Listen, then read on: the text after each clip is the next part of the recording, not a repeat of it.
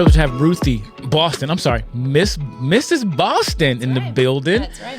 Hey, you've been using the Choose Well program videos, and I'm very flattered. I'm very honored that you've been using them. Hey, tell me some of the things your kids have been saying about the videos. I've never heard students take so quickly to anything.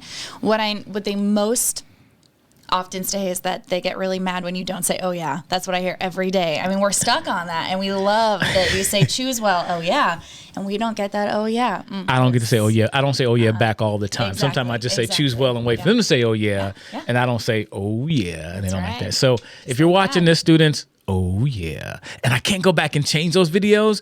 In the future, I will keep that in mind about the oh yes. You also told me that the kids have really liked the music.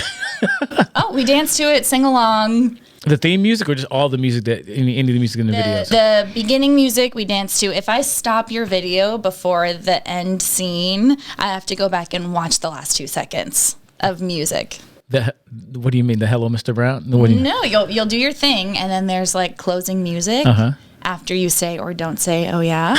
And if I stop that video too soon, everybody yells at me. They want to hear the rest of the music. They want to hear your tunes. I mean, genuinely, we've talked about how we're learning to make better choices. And so several people, you know who you are, have just mentioned, I treat my brother better. I'm kinder to my brother. I make better choices when I'm at school. It's been really, really sweet to see that in my own students as they're learning to think about what they're doing and what they're saying.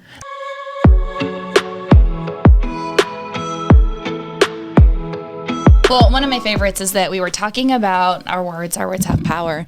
And I can't remember who it was came and said, I told my mom, I said, thank you to my mom for the first time. And their mom almost fell over. It hadn't occurred to them to just tell the people in their life, hey, look, I really appreciate you. My words have power. You're someone I care about.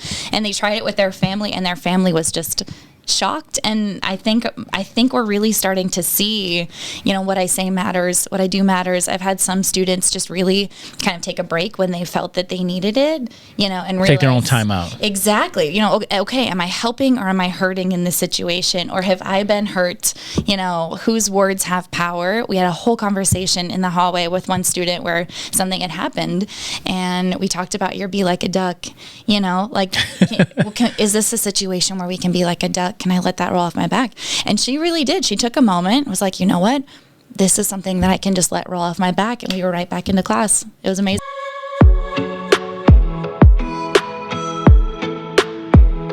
And one of our goals of the Choose Well program is to help build better cultures. And I think cultures are built on the people involved. When a whole school, that means the parents, the teachers, not just teachers, educators and period. All the janitors, the lunch, they all contribute to the culture. But in your classroom, you have a culture. Have these videos helped your culture in your classroom, and how? It is, I think I mentioned this to you. One of the things I found most helpful is that it gives us a shared language. So when something happens, I'm not scrambling for the right words to say. I have these phrases that you've taught us kind of in my back pocket. And so it's so easy for me to, in a situation, then say, okay, buddy, let's think about what you said. Did that help or hurt? Remember, your words have power. It's really improved the culture in part because I'm not struggling with language to use anymore. I'm using the language you've given us. And then I'm immediately connecting with them because they know exactly what I'm talking about. They have a sense that, I'm not just picking words that mean nothing to them.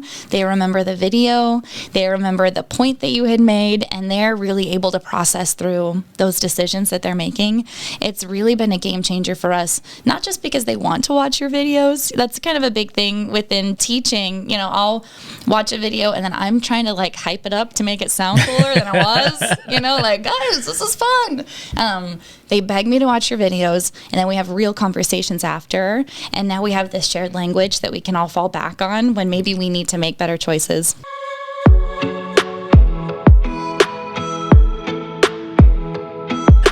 Let me speak to the videos, because honestly, like I said before, in the studio by myself, sometimes I feel really silly. Like I feel like I'm being extra silly, and sometimes I'm laughing at myself. And one of my goals is not just to be the funny guy. I'm not about just being funny, making kids laugh. I'm not going to wear a clown suit, so to speak. I really like to use humor in a way that hangs truth on that humor. So here's the point. Here's something funny, some levity, but here's the point again. When I'm in person, I can see the kids. I can make them laugh and then be serious in the next moment.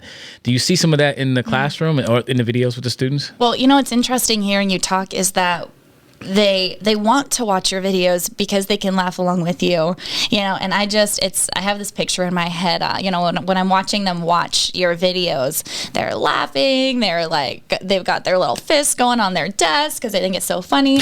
But when I talk to them about what they're hearing, it's always the main point. They've got the main point, or when we write letters to you, what gets them is the humor. But when we talk about what do you remember, it's always the main point that they remember. They really connect with when you tell stories about yourself, and they're able to kind of wrap that in. So, it's so sweet to see that what you're trying to do is working. They love your humor, but what they remember is what you're actually trying to communicate. What would you say to other teachers about at least giving the videos a try in their classroom? I would say it just takes one, because I think I told you, I always knew you were good at your job, but I didn't realize how good you were at what you do and the passion that you bring, because we watched one video and I was like, I couldn't go back. I can't use anything else. My kids aren't going to let me get away with bringing anything else, because it's so good, so clear, so poignant that just pick literally any video and you're not going to want to do anything else.